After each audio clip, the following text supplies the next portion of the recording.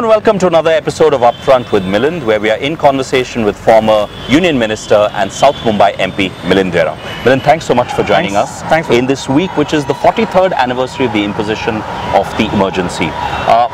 Many people have criticized that period in our history. The emergency was wrong, there's no doubt about it, and Indira Gandhi has apologized for it. The Congress party has apologized for it. So, a lot of criticism now about censorship going on, at that time. There's also been comparisons by the current government that Indira Gandhi behaved like Hitler at that time.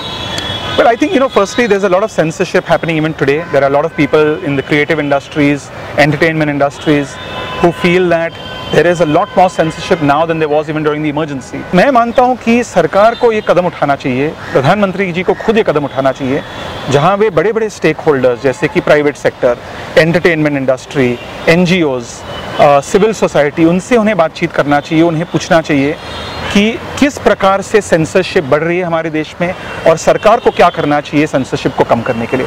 I think if the government takes the first step, they will see a very positive response from people who will take the next step. But that's an issue which is a political issue, and that's something all of us have to sort of put our heads down and try and resolve. I personally feel that no political party should compare the other party's leaders to Hitler. I think it's wrong on BJP's part to compare Indira Gandhi to Hitler, and I think it's wrong on the Congress's part to compare Narendra Modi to Hitler. I think it's disrespectful to the people in Europe during World War II and before World War II who faced the tyranny of Hitler to casually use his name.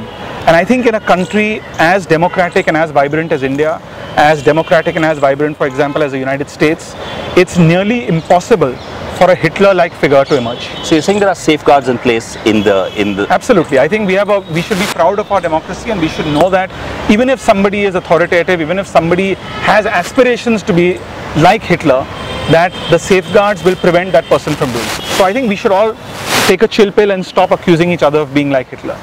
Okay, but one other thing that's come up this week, Milind, is the Thomson Reuters poll, which has said that India is the most unsafe country in the world for women. Is that your sense? I wouldn't know if India is the most unsafe place, and I'm not sure if I agree with the entire findings, but I think we don't need a Reuters or a foreign agency to tell us that India is an unsafe place for women. The fact that in India gender discrimination is banned 70 years after, determination is banned 70 years after independence, clearly means that a woman is not even safe in the womb. Forget about once she's born. So we have to do a lot more besides blaming each other and saying during Congress's time it was number 4, during BJP's time it's number 1. And parties have to come together and help resolve the issue. One way is, of course, better policing, making the police far more accessible, having the right laws in place. But more importantly, मैं मानता हूँ जब तक हम समाज में बदलाव और परिवर्तन नहीं लाएंगे, जब तक हम समाज में जिस प्रकार से हम विमेन और महिलाओं की ओर उन्हें इज्जत देते हैं, उसमें हम बदलाव और परिवर्तन नहीं लाएंगे, तो मैं मानता हूँ कि सरकार एक या दो बहुत इंपॉर्टेंट कदम उठा सकती है, लेकिन आम जनता को, आम नागरिक को, आम पुरुष को इससे ज़्यादा कदम उठाना पड़ेगा. The average male in India has to implement changes in their own life, in their own family, in their own homes, to give respect to women, to make sure that there is equality in the workplace.